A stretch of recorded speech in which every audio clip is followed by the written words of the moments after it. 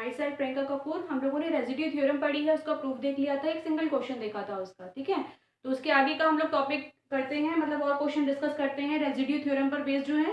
Residue theorem क्या थी कि मतलब आपको एक कॉम्प्लेक्स इंटीग्रेशन की आपको वैल्यू बताता है with the help of residue.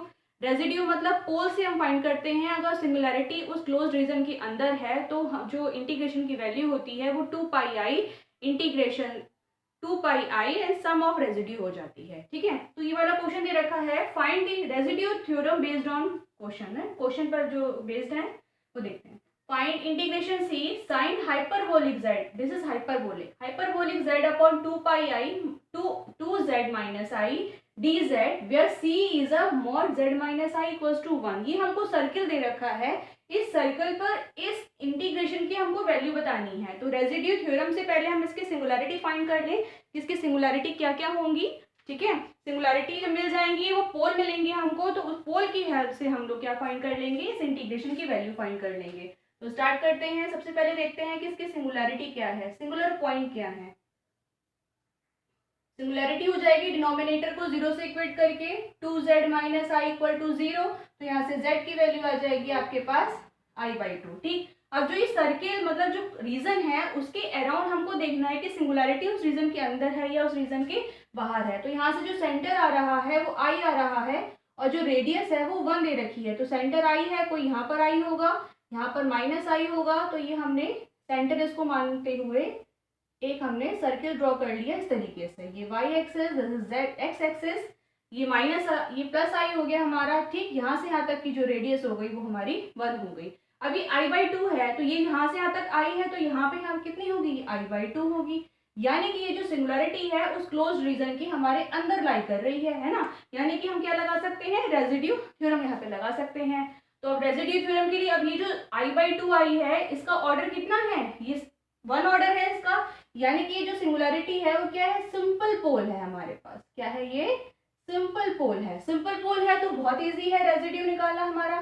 क्या होता है, residue at z equals to i/2 पर वैल्यू होती है हमारी limit z tends to i/2 z minus i/2 and function of z। Function of z जो हमारे पूरा दे रखा है वो यहाँ पे नोट कर देंगे।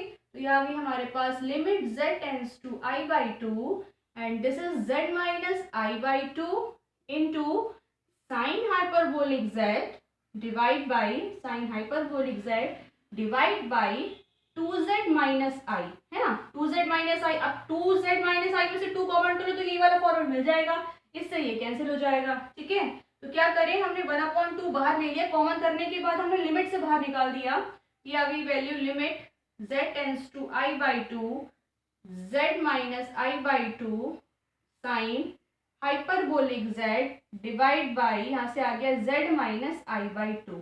इस i/2 से ये i/2 कैंसिल हो गया, ये 1/2 है, यहाँ पे लिमिट लगाओ, z की जगह i/2 लगाओगे तो क्या वैल्यू आ जाएगी, 1/2 साइन हाइपरबोलिक i/2, है ना, 1/2 साइन हाइपरबोलिक i/2। तो ये हमारा क्या हो गया, इस इंटीग्रेशन की ये वैल्यू हो गई। अब ये बात समझ में, with the help of residue theorem, with the help of residue theorem से हमने क्या करा, इस इंटीग्रेशन की वैल्यू फाइंड कर ली, ठीक। अब नेक्स्ट देखते हैं, नेक्स्ट क्वेश्चन इसमें दे रखा है हमारे पास इंटीग्रेशन सी tan z dz, इंटीग्रेशन सी tan z dz में c, जो c है जो क्लोज्ड कर्व है वो दे रखा है mod z इक्वल्स टू 2। यानी कि सेंटर 0 और radius 2, centre 0 radius 2, it means radius यहाँ पे कहीं होगी 2, ठीक। सेंटर 0 यानी कि इस तरीके से है, रेडियस 2 मतलब ये 2 को क्रॉस करता हुआ, मान लो ये 2 है आपकी, ये जो पॉइंट है ये 2 है, ठीक है। सेंटर 0 हो गया, ये y एक्सिस हो गई, ये x एक्सिस हो गई, ये कोई, ठीक है। अब देखो इस फंक्शन को सॉल्व करना है tan z, तो tan z को पहले आप यहाँ पे देखो फंक्शन ऑफ z क्या दे रखा है, फंक्शन ऑफ z दे रखा है हमारे को tan z। तो tan z को हम ब्रेक कर सकते हैं sin z upon cos z, ये हमने इसको ब्रेक कर लिया। अभी तो हम इसकी सिंगुलैरिटी नहीं बता सकते थे, सिंगुलैरिटी तो डिनोमिनेटर को 0 रखकर आती है ना, लेकिन फंक्शन को हम ब्रेक कर सकते हैं। तो यहाँ से इसकी सिंगुलैरिटी बताएंगे तो सिंगुलर पॉइंट हो जाएंगे, यहाँ से सिंगुलर पॉइंट हो जाएंगे यहाँ से हमारे पास क्या, cos z। तो cos z को हमने क्या करा, 0 से इक्वेट कर दिया। तो cos z 0 कब होता है, 2n-1 π/2 पर। ये पहले भी डिस्कस कर चुके हैं। cos 2n-1 π/2 पे 0 होता है। तो यहाँ से z की वैल्यू कितनी आ गई, यहाँ से z की वैल्यू आ गई 2n-1 π/2। ठीक, और जो n वेरी होगा वो कहाँ से वेरी होगा, 0 +-1 +-2 अप टू इनफाइनाइट तक। यानी कि इसको मेरे पास सिंगुलैरिटी मिल गई 2n-1 π/2 पे, है ना। अब इस सिंगुलैरिटी पर इस फंक्शन का हम इंटीग्रेशन चेक करेंगे। ठीक, अब एक बात और ध्यान देंगे, ये जो फंक्शन है वो अब इस तरीके से कन्वर्ट हो गया, इस तरीके से sin z upon cos z dz। ठीक, अब सिंगुलैरिटी देखनी है। अब सिंगुलैरिटी तो वही होनी चाहिए ना जो रीजन के अंदर आए, सभी पे थोड़ी ना निकालना है हमको, है ना, रेजिड्यू। हमको सिंगुलैरिटी पहले चेक करो।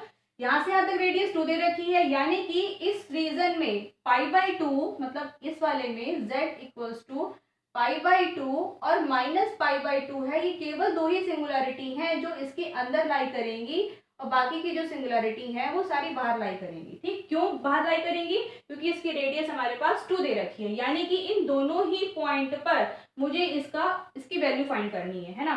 तो ये इस तरीके से कुछ फंक्शन बन गया आपका φz अपॉन ψz, इस तरीके से फंक्शन बन गया। तो जब इस तरीके का फंक्शन होता है तो रेजिड्यू कैसे फाइंड करते हैं हम, residue at z equals to a पर φz divide by ψz psi dash z, और z की जगह हम क्या पुट कर देते हैं, a की वैल्यू, है ना। तो ये वाला क्वेश्चन पीछे डिस्कस भी करा था कि एक बार π/2 रख दोगे, एक बार -π/2 रख दोगे, तो इसकी वैल्यू फाइंड करेंगे। ठीक है, तो वैल्यू फाइंड करते हैं इसकी, देखते हैं क्या होगा।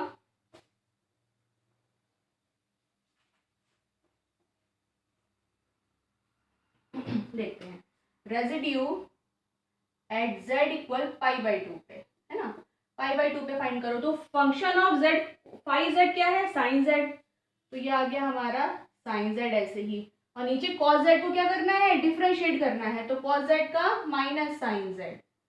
ठीक, और लगाना क्या है, z की जगह पे यहाँ पे π/2, तो साइन z से साइन z कैंसिल हो गया, तो वैल्यू क्या बची यहाँ से, -1 बची। ठीक, अब रेजिड्यू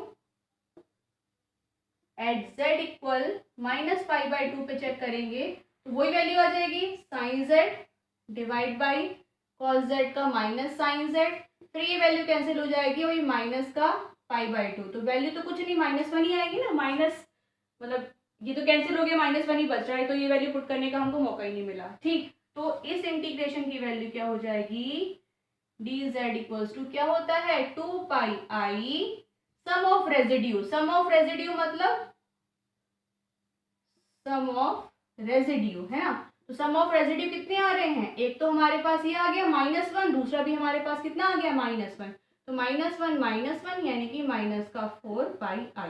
ठीक, ये आ गई हमारे पास tan z dz की वैल्यू। ठीक, इसमें देखो कंफ्यूज नहीं होना है आपको, ये जो फंक्शन दे रखा है इसको ऐसे ब्रेक करोगे, ब्रेक करने के बाद सिंगुलैरिटी चेक करोगे, सिंगुलैरिटी कुछ इस फॉर्मेट में आएगी। तो इस फॉर्मेट में आने का मतलब नहीं कि सारे पे हमको निकालना है, हमको वो चेक करना है कि रीजन हमको क्या दे रखा है। रीजन हमको दे रखा है 2 रेडियस का 0 रीजन वाला सर्किल दे रखा है ना।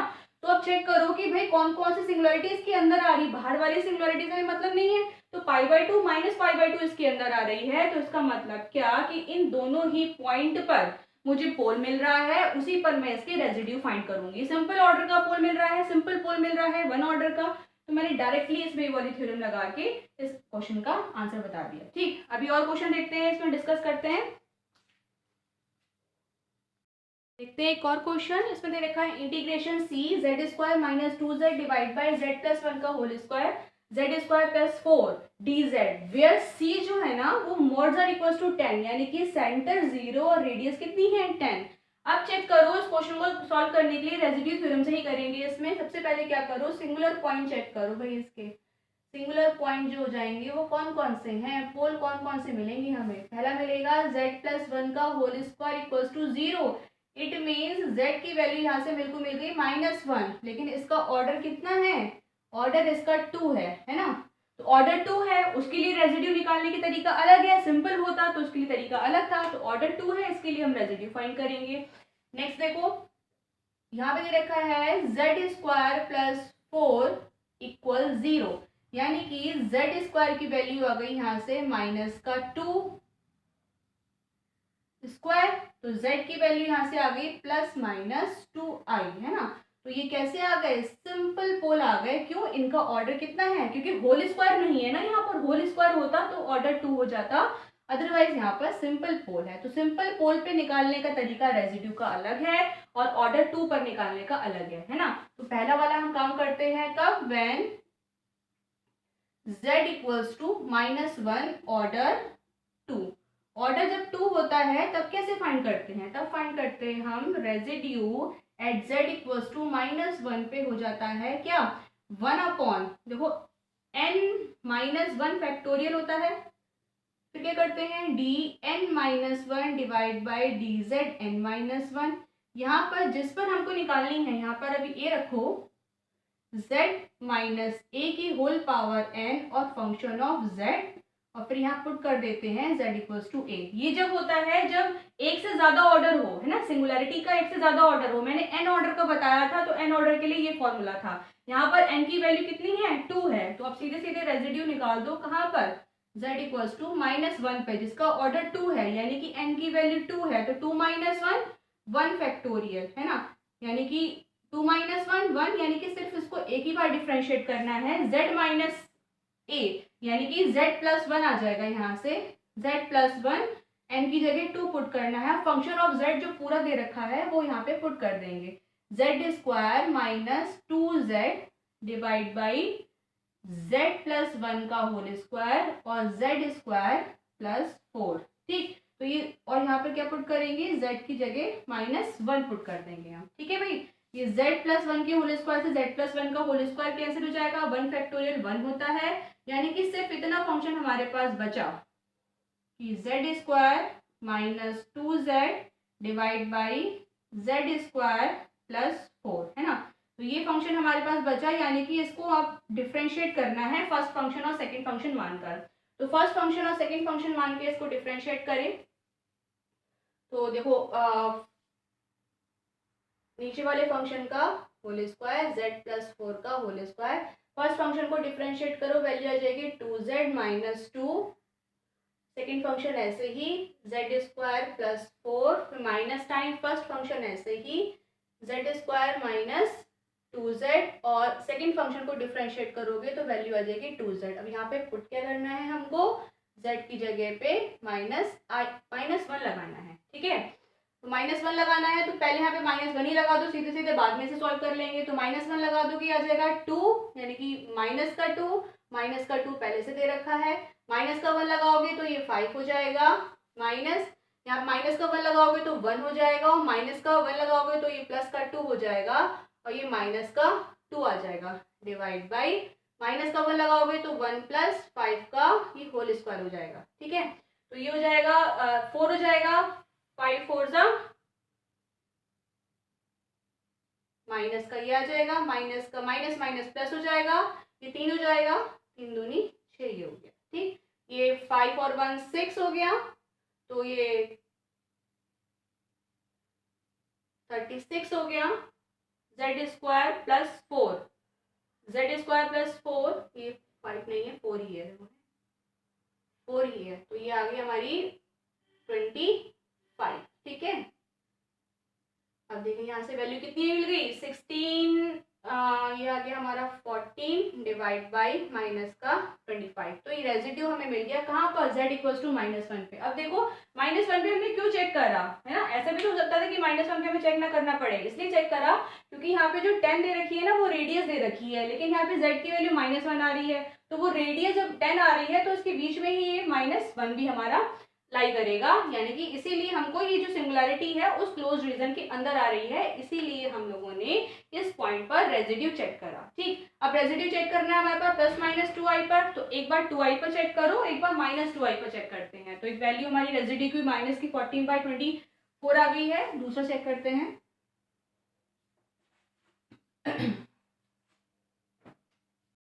देखो यहाँ से z इक्वल टू 2i जो सिंपल पोल मिल रहा था इस पर रेजिड्यू चेक करो, तो सिंपल है तो लिमिट वाला फॉर्मूला लग जाएगा यहाँ पे, z minus 2i function of z square minus 2z divide by z plus 1 का होल स्क्वायर, और z स्क्वायर प्लस 4 को हम z प्लस 2i और z माइनस 2i करके ब्रेक कर सकते हैं, ठीक है। तो इस z प्लस टू आई से z plus two I cancel हो गया। यहाँ पे सीधे सीधे हम लिमिट लगा देंगे, देखो यहाँ से क्या हो जाएगा, ये z स्क्वायर यानी कि टू आई का स्क्वायर, टू आई का स्क्वायर माइनस टू और ये two i divide by two i plus one का होल स्क्वायर और ये two i plus two i. ठीक, ऊपर देख लें क्या बचेगा, टू टू ज़ा फोर यानी कि माइनस का फोर आई डिवाइड बाई नीचे आ जाएगा इसका होल स्क्वायर, बाद में खोलेंगे तो टू आई प्लस वन का होल स्क्वायर, ये आ गया हमारा फोर आई। ठीक, माइनस कॉमन कर लो, ऊपर से फोर कॉमन कर लो तो ये आ जाएगा हमारे पास वन प्लस आई और नीचे आ जाएगा हमारे पास ये वाला आई, फोर कैंसिल हो गया, बचा टू आई प्लस वन का होल स्क्वायर। ठीक, अब इसका फॉर्मूला आप खोल लें, होल स्क्वायर का फॉर्मूला खोल लेंगे, one plus I divide by I, minus common करा था, ये माइनस चल रहा है हमारा, तो ये आ गया हमारा फोर आई स्क्वायर प्लस का वन और प्लस का फोर आई। ठीक, अब देखो माइनस का वन प्लस आई ऐसे ही नीचे आ गया हमारे पास आई, ये माइनस का फोर आ गया, फोर आई स्क्वायर है ना, फोर आई स्क्वायर माइनस का आ जाएगा तो ये माइनस का फोर प्लस का वन प्लस का फोर आई, तो ये माइनस का थ्री आई हो गया, ये आई चल रहा है यहाँ से, तो देखो वैल्यू क्या आ रही है यहाँ से, माइनस का one plus I divide by I चल रहा है हमारा, तो ये हो गया माइनस का थ्री प्लस का फोर आई, इसके कॉन्जुगेट से मल्टीप्लाई डिवाइड कर दो यहाँ पे, तो माइनस का थ्री माइनस का फोर आई और ऊपर हो जाएगा माइनस का थ्री माइनस का फोर आई, तो नीचे हम फॉर्मूला लगा देंगे ए स्क्वायर माइनस बी स्क्वायर का। ठीक है, ए स्क्वायर माइनस बी स्क्वायर का फॉर्मूला जब लगाओगे तो देखो क्या आएगी वैल्यू यहाँ से, माइनस का वन प्लस आई ऐसे ही और ऊपर माइनस का थ्री माइनस का फोर आई और नीचे क्या चल रहा है हमारा, आई चल रहा है पहले से, तो ए स्क्वायर यानी कि माइनस माइनस से प्लस हो गया, थ्री थ्री ज़ा नाइन, माइनस बी स्क्वायर यानी कि 16 इंटू आई स्क्वायर। ठीक, तो ये वैल्यू यहाँ से हमारे पास आ गई वन प्लस आई और माइनस का थ्री माइनस का फोर आई डिवाइड बाई ये आई, ये हो गया 19, ये हो गया प्लस का 16, तो ये कितना हो गया 25, ये माइनस का कॉमन करके प्लस का कर दिया तो वन प्लस आई और ये हो गया हमारे पास थ्री प्लस फोर आई और नीचे हो गया हमारे पास 25 आई, ऊपर हम मल्टीप्लाई कर दो आपस में, तो three plus four I plus three I plus four I square divide by 25 आई, तो ये हो गया हमारे पास थ्री प्लस ये सेवन आई और ये माइनस का फोर डिवाइड बाई 25 आई, तो ये सेवन आई माइनस वन हो गया ना, ये आ गया हमारे पास seven I minus one divide by 25 I, ये रेजिड्यू मिला कहाँ पर, z equals to two I पर हमको ये रेजिड्यू मिल गया। ठीक, सिमिलरली अगर हम माइनस टू आई का निकालें तो माइनस टू आई का residue z equals to minus का टू आई है ना, तो यहाँ पे सिर्फ माइनस की जगह प्लस हो जाएगा, आप लोग चेक कर लेंगे ऐसे, सेवन आई प्लस वन अपॉन 25 आई, सेम वही प्रोसेस है, जहां पर टू आई लिखा है वहां पर आप क्या कर देंगे,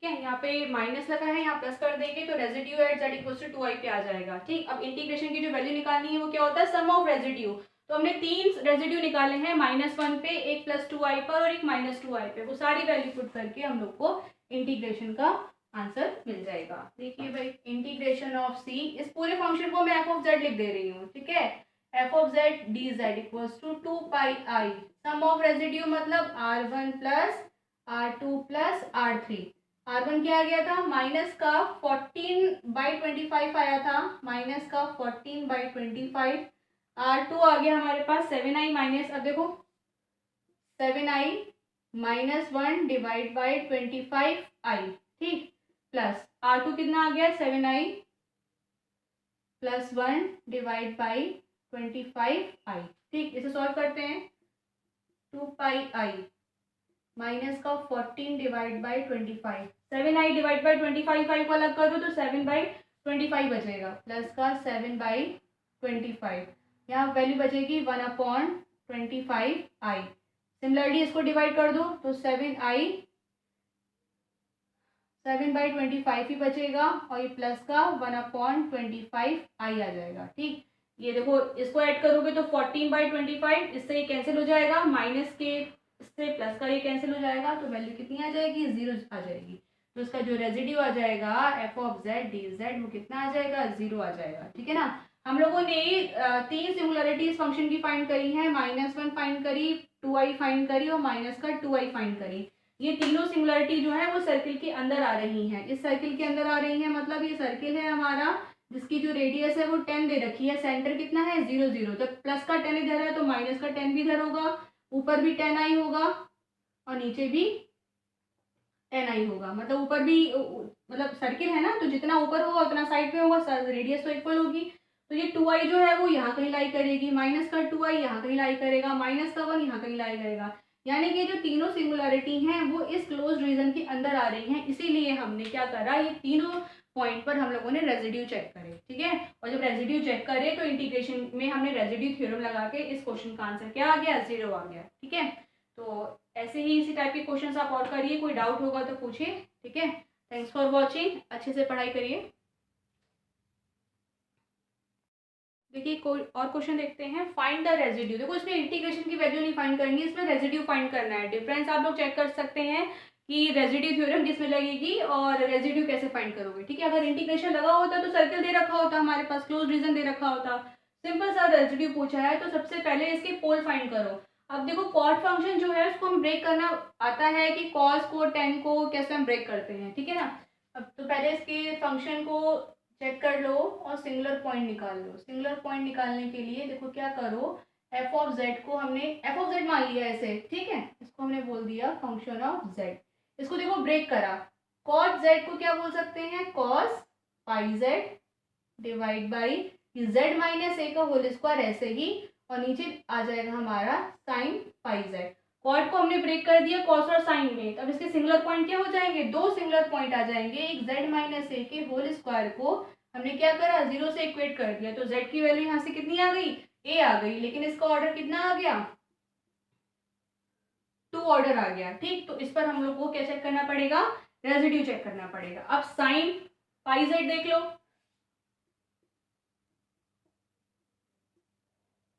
साइन पाई जेड को 0 से इक्वेट करो तो 0 कब होता है, ये जब एन पाई होता है ना।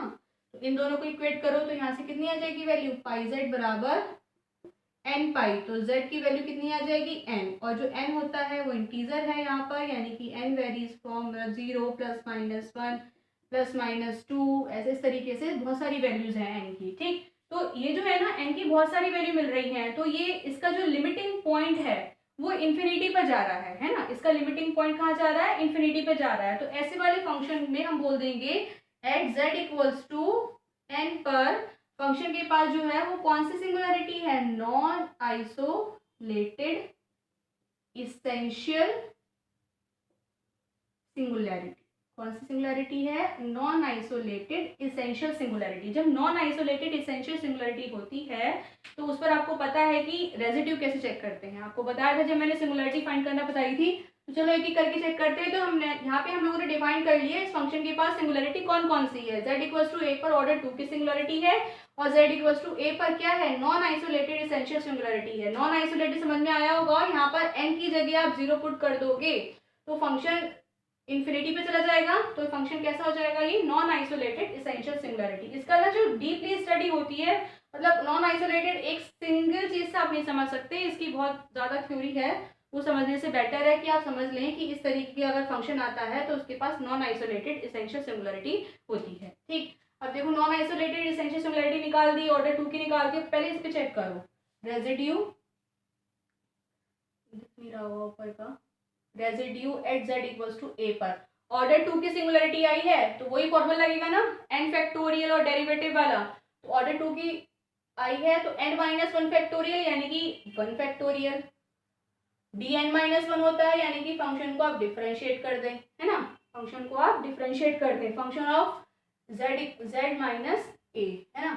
और ऊपर, लेकिन z माइनस ए का होल पावर n आती है तो n कितना है 2 है। ये समझ में आ रहा होगा कैसे फंक्शन ऑफ z अभी अभी क्वेश्चन किया है हम लोगों ने, उसमें डिस्कस किया था। z माइनस ए का होल स्क्वायर, यहाँ पे क्या पुट करते हैं z की जगह a पुट कर। समझ में आया ना ये कौन सा फॉर्मूला है? ये फॉर्मूला है, एक बार आप फिर से देख लो भाई, n minus one factorial D N minus one D Z N minus one z minus A की whole power n function of z at z equals to a। ये वाला हमने लगा दिया, क्यों? क्योंकि यहाँ पे ऑर्डर 2 की सिंगुलरिटी मिली है ना। ऑर्डर 2 की सिंगुलरिटी नहीं होती तो सीधे सीधे हम लिमिट वाला फॉर्मूला लगा देते, या एक फॉर्मूला हमारे पास है phi z upon psi z वाला, उससे हम सॉल्व कर लेते। ठीक है, अब इसको देखते हैं। 1 फैक्टोरियल 1 ही रहेगा, इस वाली वैल्यू से वाली वैल्यू कैंसिल हो गई। कॉट पाई जेड को डिफरेंशिएट करना है तो कॉट पाई जेड का डिफरेंशिएशन कितना होता है, माइनस का ये पाई आगे आ जाएगा और ये हो जाएगा हमारा कॉसेक पाई जेड। ठीक है, कॉसेक स्क्वायर पाई जेड, तो जेड की वैल्यू कितनी ए पुट करनी है, यहाँ से आ जाएगा माइनस का पाई कॉसेक स्क्वायर पाई ए। ये कहाँ पे आ गई सिंगुलरिटी, इसको हमने R1 बोल दिया कि z इक्वल्स टू ए पर सिंगुलरिटी आ गई है ना, मतलब रेजिड्यू आ गया। अब z इक्वल्स टू n पर हम लोग को रेजिड्यू चेक करना है, तो z इक्वल्स टू n पर देखिए एक क्वेश्चन और देखते हैं। Find the residue of f of z equals to z cube upon z minus one की whole power 4 z minus 2 z minus 3 at its pole z equals to 1। मतलब क्या, residue find करना है इस फंक्शन का। पोल तो हमारे पास तीन तीन है, 1 पे भी मिलेगा, 2 पे भी मिलेगा, 3 पर भी मिलेगा, लेकिन ये क्वेश्चन बोला गया है कि z इक्वल्स टू 1 पर आप जो पोल मिल रहा है उस पर रेजिड्यू फाइंड करो। अब देखो 1 पर जो पोल मिल रहा है उसका ऑर्डर कितना है, 4 ऑर्डर का मिल रहा है, यानी कि इसको 4 टाइम डिफरेंशिएट करना पड़ेगा। तो सोचो एक फंक्शन जो है इस तरीके का दे रखा है, इसको डिफरेंशिएट करना कितना टफ है। मतलब टफ क्या कि बहुत बार 4 बार डिफरेंशिएट करना है, एक बार 2 बार तो हम इजिली कर देते, लेकिन 4 बार करने में दिक्कत है। तो इस तरह के क्वेश्चन को ना हम कुछ लेट करके भी सॉल्व कर सकते हैं। तो एक नया फॉर्मेट होता है, देखो आप लोगों को बताया था कि जो रेजिड्यू होता है ना वो b1 होता है ना, b1 होता है। अब b1 क्या था लॉरेंट सीरीज में, ये 1/z का 1/z माइनस ए का कोफिशिएंट था, है ना, 1/1/z माइनस ए का कोफिशिएंट था। तो इसको हम उस फॉर्मेट में चेंज करके भी कर सकते हैं, है ना। कैसे चेंज करेंगे वो देखते हैं। अब देखो यहाँ पे जो हमको पोल मिल रहा है वो z इक्वल्स टू 1 पे ऑर्डर 4 का मिल रहा है ना। तो यहाँ पे आप लेट कर लो क्या कि z माइनस 1 को आप t ले लो, है ना। इस तरीके क्वेश्चन को देखो जहां पर ऑर्डर ज्यादा हो तो डिफरेंशिएट करने के चक्कर में मत रहिएगा, इस तरीके से सॉल्व कर लेना, है ना। अगर इस तरीके से सॉल्व करने में प्रॉब्लम आ रही है तो वो डिफरेंशिएट करके जो फॉर्मूला बताया था मैंने वो भी आप कर सकते हो। ठीक, मतलब वो वाला फॉर्मूला कौन सा कि 5z upon z minus A की होल पावर n वाला, इस तरीके का जब होता है तो क्या करते हैं n minus one factorial D N minus one divide by D Z N minus one z minus A की होल पावर n और function of z at z equals to a। या तो इसको इस तरीके से कर लो n टाइम्स, मतलब 3 बार डिफरेंशिएट कर लो, या फिर क्या करो z माइनस वन को आप t ले लो, है ना। 2 तरीके हैं करने के, लेकिन मैं जो है नया तरीका बता रही हूँ, वैसे वाले क्वेश्चन मैं आपको करवा चुकी हूँ। तो z माइनस वन को हमने यहाँ पे क्या बोल दिया, t बोल दिया। जब t बोल दिया तो यहाँ से z की वैल्यू कितनी निकल के आ गई, t प्लस वन निकल के आ गई। बस अब क्या करो z की जगह इस फंक्शन में t प्लस वन पुट कर दो, तो f ऑफ z है तो f ऑफ क्या हो जाएगा t प्लस वन हो जाएगा, है ना। तो z की जगह t प्लस वन पुट करो तो t प्लस वन का whole cube divide by z minus one को हमने क्या लिया है t, यानी कि t की पावर 4, और कितना हो जाएगा z की जगह t प्लस वन माइनस 2 दे रखा है, t प्लस वन माइनस 3 दे रखा है। इसे सॉल्व करते हैं तो ऊपर हो गया हमारा t प्लस वन का whole cube divide by t की पावर 4, ये हो गया t माइनस वन, ये हो गया हमारा t माइनस, देखो t माइनस वन और t माइनस 2 हमारा ही आ गया। ठीक है, अब देखो यहाँ से क्या करना है आपको 1/t का कोफिशिएंट निकालना है कैसे भी करके। तो 1/t का कोफिशिएंट निकालने के लिए पहले इसको आप ऊपर भेजो, बाइनोमियल खोलो, देखो सॉल्व करो क्या होता है। इस तरह के क्वेश्चन को आप इस तरीके से करोगे तो ज़्यादा ठीक रहेगा।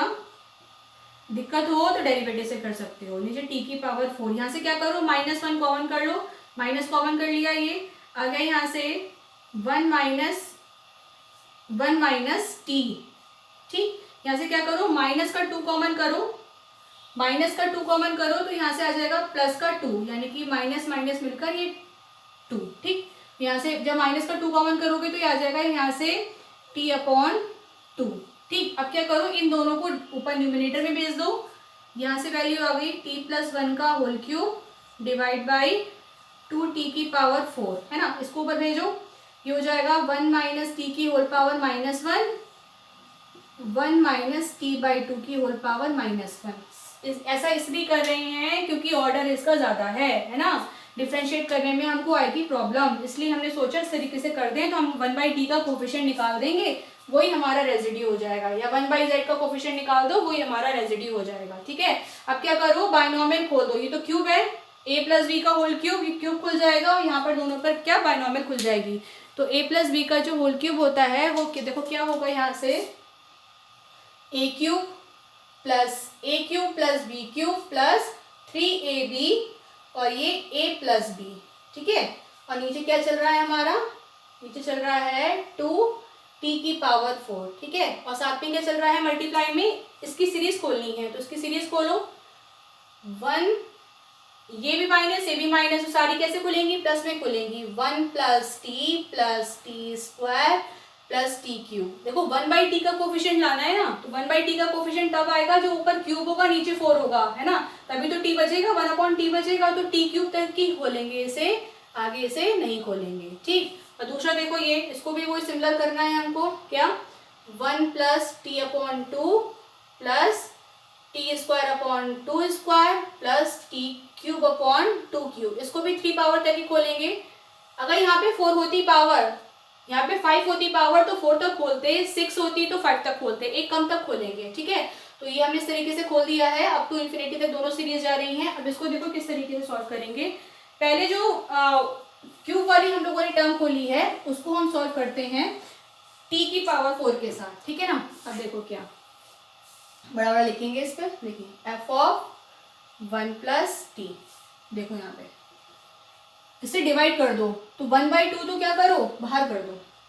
ठीक, अंदर देखो, इससे इसको पूरे में डिवाइड कर दो, फिर आपस में मल्टीप्लाई कर देना। ठीक है, डिवाइड करो, t³ को t4 से डिवाइड करोगे, t की पावर 4 से, तो 1/t बचेगा, प्लस 1/t की पावर 4 बचेगा, 1t की पावर 4, 3t/t की पावर 4 यानी कि 3/t³, 3/t³, है ना।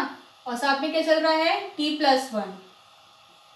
ठीक, इसको हमने एक रख लिया, और इसलिए चल रहा है हमारा 1 + t plus t² plus t³ इसको इतना ही रखेंगे। दूसरे वाली series 1 + t/2 plus t²/2² plus t³/2³ plus ये अप टू इन्फिनिटी तक जा रहा है। ये वाला ब्रैकेट हमारा यहाँ क्लोज हो गया। ठीक है भाई, अब देखो इसको थोड़ा सा और सॉल्व कर लो।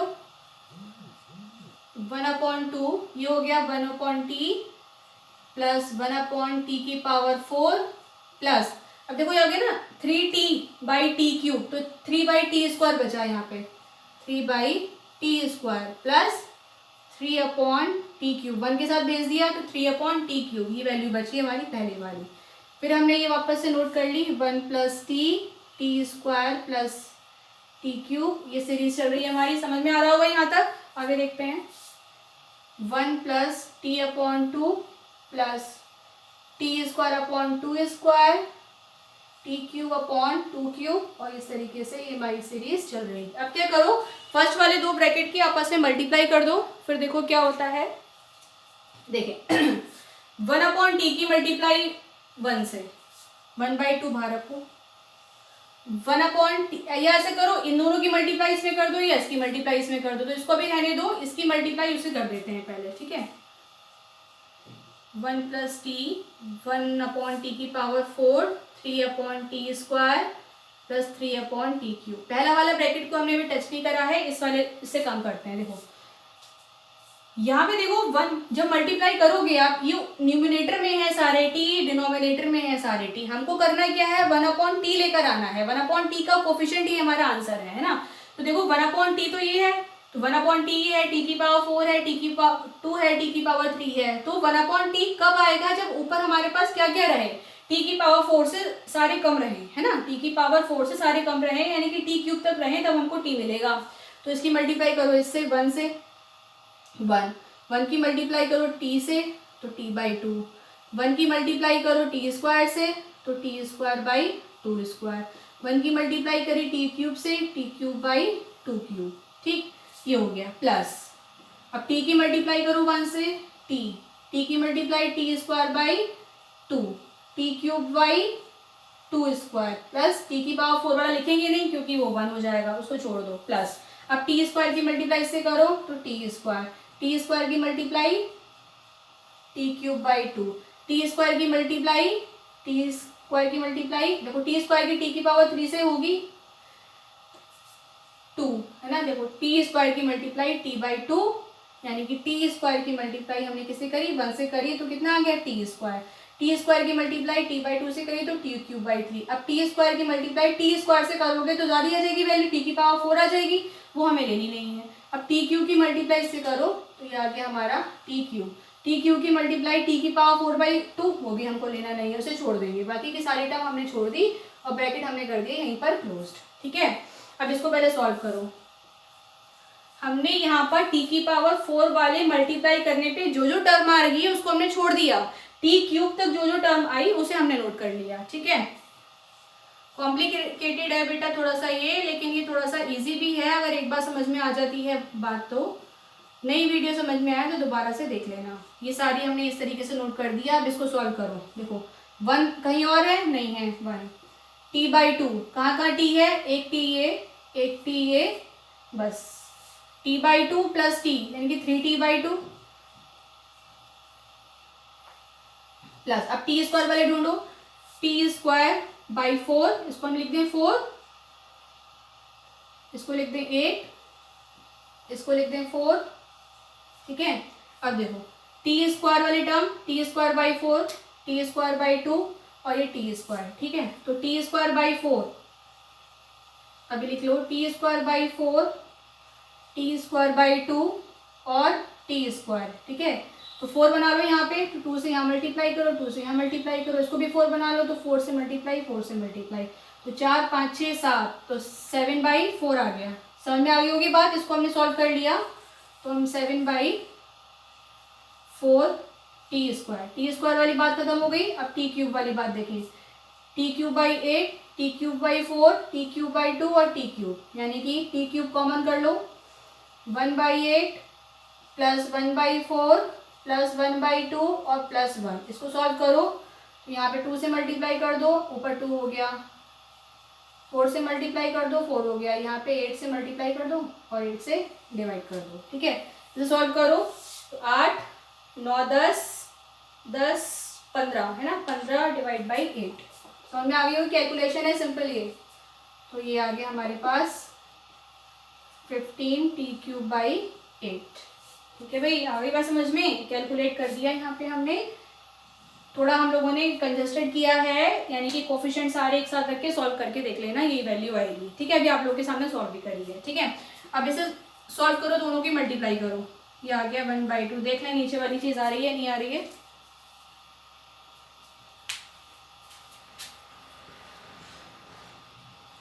देखते हैं अब, 1 बाई 2, 1 बाई टी की मल्टीप्लाई करो, देखो 1 बाई टी की मल्टीप्लाई 1 से, तो 1 by T plus 1 by T की मल्टीप्लाई 3 बाई 2 से करोगे तो 1 बाई टी ही चाहिए ना हमको, तो 1 बाई टी और 3 टी बाई 2, टी से टी कैंसिल हो जाएगा, क्या वैल्यू बचेगी 3 बाई 2 प्लस 1 बाई टी की मल्टीप्लाई इससे करो तो क्या बचेगा 7 टी बाई 4, 1 बाई टी की मल्टीप्लाई इससे करो तो 15 टी स्क्वायर बाई 8, ये वाला काम खत्म कर दिया हमने। अब 1 टी की पावर 4 से 1 टी की पावर 4 से 1 से मल्टीप्लाई करो तो 1 टी की पावर 4, ये कितना आ जाएगा plus 3 by 2 T cube plus इसकी मल्टीप्लाई इससे करो तो 7/4 टी स्क्वायर, अब इसकी मल्टीप्लाई इससे करो तो 15 बाई 8 टी, 15 बाई 8 टी, ये मिल गया, ठीक। अब 3 बाई टी स्क्वायर से, तो 3 बाई टी स्क्वायर से मल्टीप्लाई करो 3 by T square plus 3 by T square की मल्टीप्लाई इससे करो तो 3 3 ज़ा 9, 9/2 टी, 9/2 टी। अब 3 बाई टी स्क्वायर की मल्टीप्लाई इससे करो तो टी स्क्वायर से टी स्क्वायर कैंसिल हो जाएगा, तो 7 बाई 21 बाई 4 प्लस अब इसकी मल्टीप्लाई इससे करो तो 45/8 t प्लस ये वाला सारे काम हो गया। अब देखो ये 3/t³ की मल्टीप्लाई से करोगे तो t³ वाली टर्म हमको लेनी नहीं है, वो हम लिख नहीं रहे क्योंकि स्पेस नहीं है। ठीक, 3/t³, यहाँ पे t² बचेगा, मल्टीप्लाई करोगे ये वाली टर्म बचेगी 21/4t, 21/4t। ठीक, और बाकी कुछ भी नहीं बचेगा, ये t³ से t³ कैंसिल हो जाएगा। मतलब क्या, मैंने यहाँ पे थोड़ा सा काम कम करा है, वो वाली टर्म ढूंढ ली है, उसमें मल्टीप्लाई करने के बाद जिसमें 1/t मिल जाए मुझे। आप ये पूरी मल्टीप्लाई ना करके आप ऐसा भी कर सकते थे कि इन दोनों की मल्टीप्लाई रफ में करके देख लो या माइंड में करके देख लो कि वो टर्म मिल जाए जिसमें 1/t हो, बाकी की टर्म हमको लेनी नहीं है ना। तो 1/t किस किस में आ रहा है, 1/t ये आ रहा है। ठीक, 1/t ये आ रहा है। ठीक, 1/t ये आ रहा है और 1/t ये आ रहा है। ठीक, ये 5, 1 2 3 4 कोफिशिएंट मिले हैं जो 1/t के, तो इक्वेट कर दो उसको, मतलब कैलकुलेट कर लें अब इसे हम।